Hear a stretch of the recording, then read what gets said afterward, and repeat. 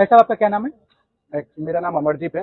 अमरदीप जी, आप क्या करते हैं? मैं अभी फिलहाल प्राइवेट लिमिटेड में 5 साल से काम कर रहा हूँ आप यहाँ 5 साल पे। से काम करते जी हैं। बिल्कुल। मेरा क्वेश्चन आपसे ये है कि वेस्ट बंगाल में जो जॉब करने वाले लोग हैं, हम्म। उनका क्या स्कोप है, या जो लोग बिजनेस कर रहे हैं उनका क्या स्कोप है, कितना ग्रोथ होने का चांसेस है? देखिए, अगर आप मेरा पॉइंट ऑफ व्यू देखेंगे हम्म, तो 28 स्टेट में जो है ना सबसे घटिया जो है आपका वेस्ट बंगाल में ही जॉब अपॉर्चुनिटी है। ऐसा क्यों? यहाँ पे आप अगर देखिएगा, कोई भी जो लिटरेट पर्सन है, हम्म, जो बड़े पैसे वाले हैं, हम्म, वो लोग अब्रोड जा करके पढ़ाई कर रहे हैं। ठीक है। ओके, यहाँ पे सबसे ज्यादा माइग्रेशन रेशियो है। हम्म, लिटरेट परसेंटेज काफी अच्छा है, not an issue. Hmm, but यहाँ पे जो भी पढ़े लिखे हैं ना, हम्म, आइदर बैंगलोर, हैदराबाद, मुंबई, दिल्ली, वहां पे शिफ्ट हो रहे हैं। ओके, यहाँ पे जॉब का जो है ना कोई भी अपॉर्चुनिटी है नहीं।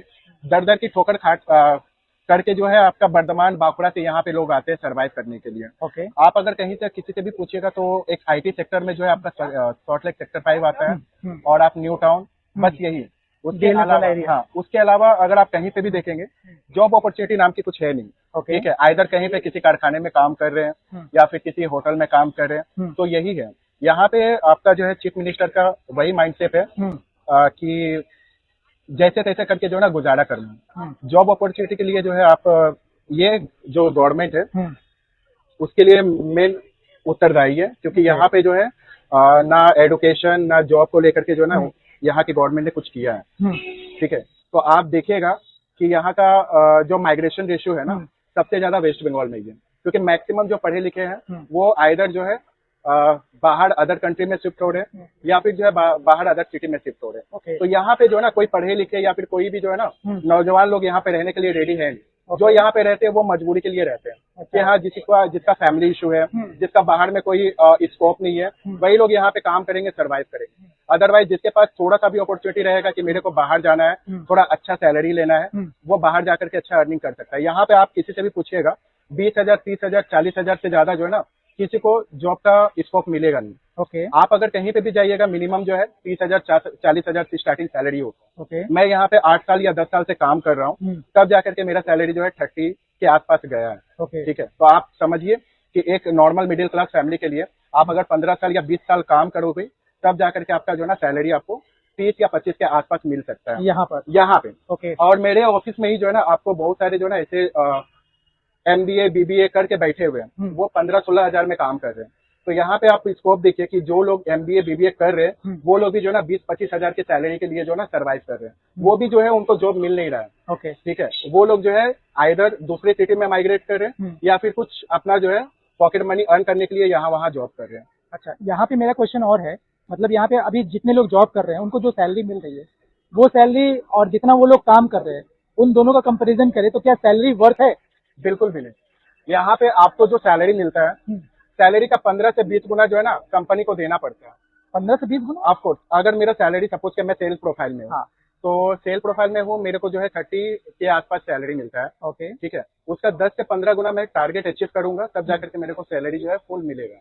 ओके, तो यहाँ पे जो है 90% ऑफिस का यही काम है कि आप अगर अपने कंपनी, मतलब जिस कंपनी में आप काम कर रहे हो, उसका 15 से 20 गुना जब तक आप कंपनी को रिटर्न नहीं दोगे, तो कंपनी आपको रिटर्न ऑन इन्वेस्टमेंट नहीं देगा। ओके, आपको सैलरी जो है फुल नहीं मिलेगा, आपका सैलरी डिडक्ट होगा, या फिर जो भी जो है सेल प्रोफाइल का बंदा होते हैं, इंसेंटिव टारगेट वगैरह, उसके लिए आप पकड़ के चलिए 15 से 20 गुना जो है ना कंपनी को देना पड़ता है, तब जाकर के आपको उसका अर्न मिलता है। अच्छा, यहाँ से आपने माइग्रेशन की बात करी, तो आपको क्या लगता है यहाँ से माइग्रेट होकर के जो लोग होते हैं वो कहाँ जाते हैं, कहाँ जाकर के जहाँ job तक मेरा करते हैं? फ्रेंड सर्कल है, तो फ्रेंड सर्कल में जो मेरे साथ पढ़े लिखे हैं, जो स्कूल में कॉलेज में पढ़े लिखे हैं, तो मैक्सिमम लोग जहाँ डिस्कशन वगैरह होता है, तो वो लोग इधर हैदराबाद, बैंगलोर या फिर दिल्ली, यही सब जगह पे जो है ना शिफ्ट होते हैं।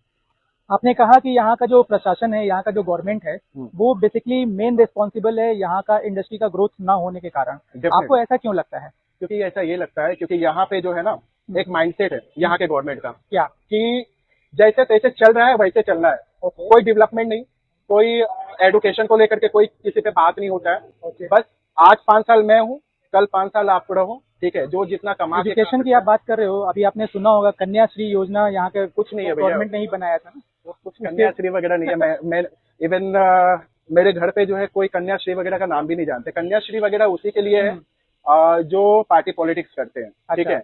जो मतलब पार्टी पॉलिटिक्स करते हैं, क्या होता है ना, एक सोर्स होता है कि आप अगर पार्टी पॉलिटिक्स कर रहे हो, आप अगर जो है मतलब एनी टाइम जो है उसके आसपास घूम रहे हो, लाइक काउंसिलर हो, एमएलए हो, हम्म। तो जाकर के आपका नजर, आपका चेहरा जानेगा कि हाँ ये बंदा मेरे पास आते जाते रहता है, तो आपको मिलेगा। मतलब जान पहचान में और सर्कल में आपके कहने का मतलब है वो लोग ज्यादा प्रीफर करते हैं। मैं इसका एग्जांपल आपको दे रहा हूँ। मैंने एक जो ना स्कॉलरशिप के लिए जो है मैं अपने काउंसलर के पास गया था, ठीक है, मेरा रिजेक्ट कर दिया। रिजेक्ट करने का रीजन ये है, इसको मैं तो जानता नहीं हूँ, ये कहाँ पे रहता है, ठीक है। अब उसको जानने पहचानने के लिए मैं उसके पास जाऊंगा, 10-15 बार जो है उसके साथ ये करूंगा, तब जाकर के वो मेरा चेहरा जानेगा, तब जाकर के वो मेरे को कुछ स्कॉलरशिप देगा या फिर कुछ भी देगा। तो ये यहाँ पे जो भी है कन्याश्री ये सब वगैरह, वो आम आदमी के लिए है नहीं। अगर आप पार्टी पॉलिटिक्स करते हो, अगर आप दिन भर जो है वहां पे चक्कर लगाते हो, तब जाकर के आपको कुछ मिल सकता है, अदरवाइज नहीं। ओके, तो मतलब अगर यहाँ पे जो स्टूडेंट अभी हैं जो क्लास 12 में पढ़ रहे हैं या ग्रेजुएशन कर रहे हैं, वो लोग तो यहीं पे पढ़ रहे हैं, उनके लिए आप क्या कहना चाहोगे? देखिए, मैं आपको बताना चाहता हूँ कि कोलकाता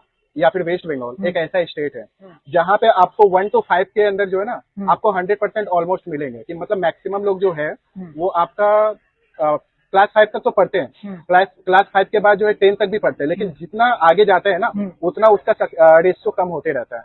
माध्यमिक के पास होने के बाद जो है ना उन लोगों के पास अर्निंग अपॉर्चुनिटी रहती नहीं है, तो आइदर वो लोग क्या करते हैं, चाइल्ड लेबर में चले जाते हैं, कहीं ना कहीं अपना पार्ट टाइम बिजनेस खोल देते हैं, क्योंकि फैमिली सिचुएशन ऐसी होती है ना, तो वो आगे पढ़ नहीं पाते।